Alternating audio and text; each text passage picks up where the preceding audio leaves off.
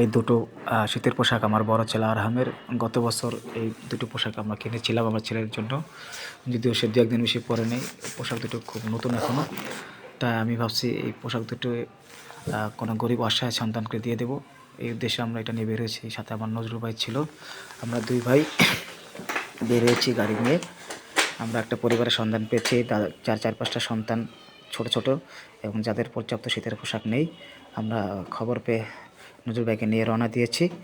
আমরা সেই বাসায় পৌঁছে আমরা তার সন্তানদেরকে খুঁজে বের করেছি, এবং আমরা তাদের হাতে সেই সন্তান জুনায়েদ এবং তার আরও ভাই আছে, তারা এখন বাসায় নেই, তার হাতে দিয়েছি। সে খুব খুশি হয়েছে, অনেক খুশি হয়েছে। জুনায়েদ, সে তার নাম বলতে পারে। আমি তার নাম জিজ্ঞেস করবো, সে তার নাম বলেছে। তাকে আমরা পোশাকটা দেওয়ার দুটো পোশাকে তাকে দিয়ে দিয়েছি, একটা তার বড় ভাইয়ের জন্য এবং একটা তার নিজের জন্য। আশা করি আপনারা আপনাদের ওই অপ্রবাহিত পোশাকগুলো গরিব অসহায় মানুষকে দিয়ে দেবেন। জুনায়েদকে আমরা পোশাক দেওয়ার পরে তাকে জিজ্ঞেস করেছিলাম, বাবা তুমি আর কিছু খাবা? তখন জুনায়েদ আমাকে বলেছিল যে আমি মজা খাবো। আমি বললাম, কী মজা খাবা? তখন বললাম, আমি পাতা মজা খাবো। তাকে পাতা মজা খাওয়ার জন্য আমি কিছু টাকাও দিয়ে আসলাম। সে খুব খুশি হয়েছে। আমরা প্রত্যেকেই এভাবেই গরিবের পাশে থাকব, এবং আপনারা আমার জন্য দোয়া করবেন, আমরা যেন গরিবের পাশে থাকতে পারি।